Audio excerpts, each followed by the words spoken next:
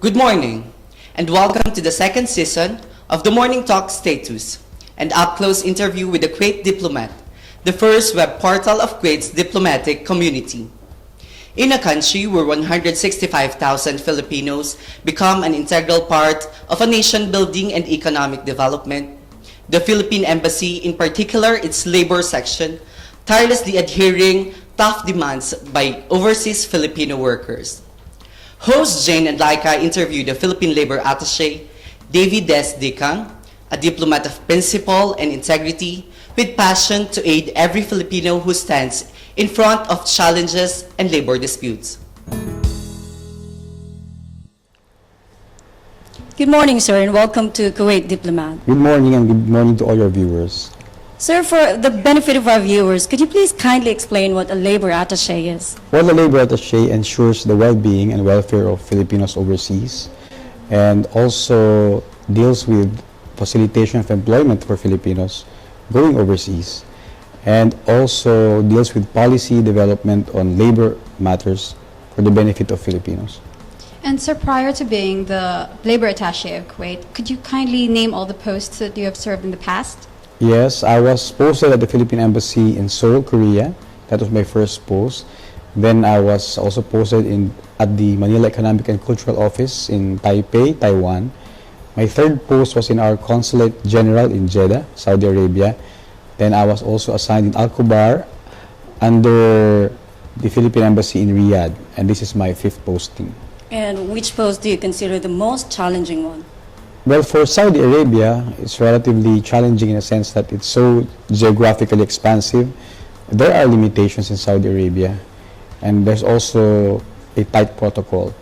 But for Kuwait, my present post, it seems to be turning a really bit challenging. And sir, on a personal note, could you tell us what are your guidelines and principles in life and career as a diplomat?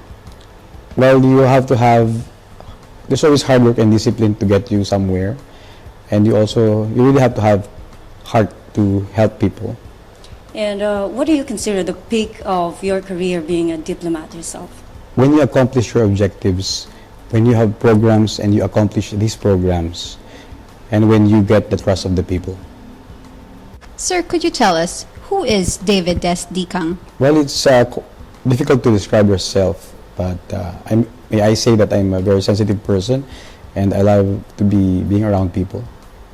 Sir, like everyone else, we all aspire to become somebody when we get older. Do you ever aspire to be a diplomat? Well, in my younger years, I did not aspire as a diplomat.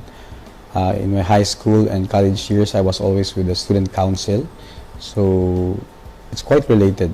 But in my years with the Department of Labor and Employment, I did aspire to go overseas and serve the Filipino. And had you not served as a diplomat, what were your other options? I would have become a lawyer, a practicing lawyer. Sir, what do you like to do the most on your spare time? I watch basketball, I play basketball, I read the news, and I read anything I want to read. And sir, where and how is labor attaché Dicang 10 years from now? Honestly, I still see myself 10 years from now as a labor attaché. Sir, could you describe yourself in 3 adjectives? Compassionate, passionate, and affectionate. And could we have your message to the young aspirants in foreign service? Well, for the young aspirants, they have to read a lot. They have to get out of their box. They always have to have interest of everything that's happening around the world. And your message to the Filipinos who are watching you right now?